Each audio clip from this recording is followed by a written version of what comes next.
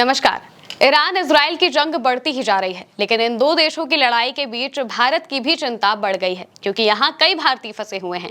मुश्किल की बात यह है कि ईरान ने अपना एयर स्पेस बंद रखा है, जिस वजह से सवाल उठ रहे हैं कि ये लोग भला वापस कैसे आएंगे। इनकी वापसी के लिए दूसरे रास्ते क्या हैं, बताते हैं आपको।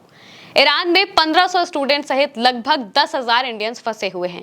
कई स्टूडेंट्स यहां पर मेडिकल या फिर बिजनेस जैसी स्टडीज के लिए जाते हैं। ईरानी विदेश मंत्रालय ने कहा है कि मौजूदा हालात में देश के एयरपोर्ट भले ही बंद हैं, लेकिन लैंड बॉर्डर्स खुले हुए हैं। इसका मतलब है कि लैंड बॉर्डर्स के जरिए किसी दूसरे देश जाकर फिर वहां से प्लेन के जरिए इंडिया आया जा सकता है। इंडिया के विदेश मंत्रालय ने इसके लिए आर्मेनिया को चुना है। ये ईरान से बॉर्डर शेयर करता है।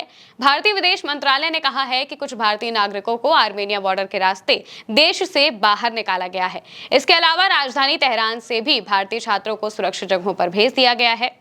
भारत ने अपने छात्रों को निकालने के लिए ईरान में आर्मेनिया के राजदूत से बात की थी। जानकारी के मुताबिक 110 भारतीय छात्रों का एक बैच 16 जून को आर्मेनिया बॉर्डर पहुंचा था। छात्रों को आर्मेनिया बॉर्डर पर नॉर्दोस चौकी से बसों से निकाला जा रहा है। इसके लिए कुछ गाइडलाइंस तय की गई हैं। ये गाइडलाइंस क्या है, ये भी हम आपको बताते हैं। विदेशी नागरिकों को ईरान छोड़ने से पहले राजनयिक मिशनों के जरिए ईरान के जनरल प्रोटोकॉल विभाग को अपना नाम, पासपोर्ट नंबर, गाड़ी डिटेल्स, देश से निकलने का समय और जिस बॉर्डर से जाना चाहते हैं इसकी जानकारी पहले से देनी होगी। वही जिसका मतलब है कि ईरान के अलग अलग शहरों से भारतीय छात्र आर्मेनिया से लगे नॉर्दोस बॉर्डर पहुंचेंगे। यहाँ से इन्हें बस से आर्मेनिया के येरेवन एयरपोर्ट ले जाया जा सकता है। इसके बाद इन छात्रों को हवाई रूट से भारत लाया जाएगा। अब सवाल यह है कि ईरान का बॉर्डर 7 देशों से लगता है। ये देश Pakistan, Afghanistan, Turkmenistan, Azerbaijan, Armenia, तुर्की और इराक हैं। लेकिन इतने देशों में से आर्मेनिया को चुनने के पीछे कुछ खास वजहें हैं। आर्मेनिया का बॉर्डर ईरान के प्रमुख शहरों से कम दूरी पर है। आर्मेनिया के साथ भारत के अच्छे संबंध भी हैं। दोनों देशों के बीच रक्षा समझौते भी हुए हैं। वहीं आर्मेनिया राजनीतिक रूप से स्थिर है और भारत से उसके दोस्ताना संबंध है।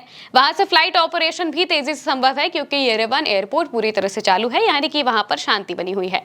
ईरान और आर्मेनिया के बीच फिलहाल कोई सीमा विवाद या फिर सैन्य तनाव भी नहीं है। दूसरी तरफ ईरान का पूर्वी पड़ोसी पाकिस्तान है। अब पाकिस्तान के बारे में तो आप जानते ही होंगे। पाकिस्तान के साथ भारत के रिश्ते ऑपरेशन सिंदूर के बाद और उसके पहले से ही कुछ खास अच्छे नहीं थे, अब तो और ज्यादा बिगड़ गए हैं। ऐसे में भारत के पास पाकिस्तान के रास्ते छात्रों को लाने का ऑप्शन ही नहीं है। इराक पहले से ही ईरान के साथ चल रहे तनाव में शामिल है।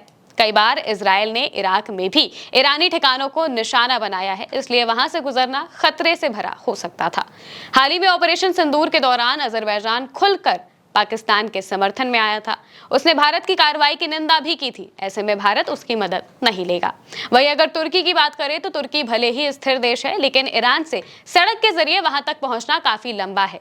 और हाल ही में जब पाकिस्तान में ऑपरेशन सिंदूर की चीजें हुई थी और उसके बाद जो तनाव गहराया था, उस बीच तुर्की ने खुले तौर पर पाकिस्तान का समर्थन किया था, जिस वजह से भारत में भी कई विवाद भड़के थे। भारत की तरफ से जो लोग हैं वो तुर्की को बॉयकॉट करने की बात कर रहे थे। इस वजह से तुर्की भी ऑप्शन में नहीं है।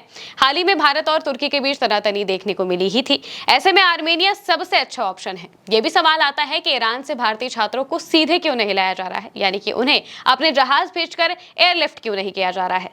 तो इसका जवाब भी हम आपको बताते हैं। दरअसल ईरान के ज्यादातर इंटरनेशनल एयरपोर्ट इस वक्त नागरिक उड़ानों के लिए बंद हैं। युद्ध जैसे हालात की वजह से वहां से फ्लाइट उड़ाना सुरक्षित ही नहीं है। ईरान के कई इलाकों में इजरायली हमले हो चुके हैं। ऐसे में फ्लाइट्स पर भी हमले का खतरा बन रहा है। सीधे ईरान से भारतीय एयरलाइंस को भेजना काफी जोखिम भरा है। इसके लिए ईरान की इजाजत के साथ साथ मजबूत सुरक्षा इंतजाम भी चाहिए होंगे, जो कि युद्ध की स्थिति में संभव नहीं है। ऐसे में नॉर्दोस बॉर्डर सुरक्षित माना जा रहा है। आर्मेनिया में हालात स्थिर हैं और वहां से फ्लाइट्स भी आसानी से उड़ाई जा सकती हैं। इसलिए इस रास्ते भारतीय नागरिकों को ले जाया जाएगा। अब ये नागरिक कब तक भारत पहुंचते हैं, ये हमें आने वाले वक्त में पता चलेगा। और वहीं ईरान और इजराइल के बीच की ये जंग कब तक चलती है, ये भी हमें आने वाले वक्त में पता चलेगा।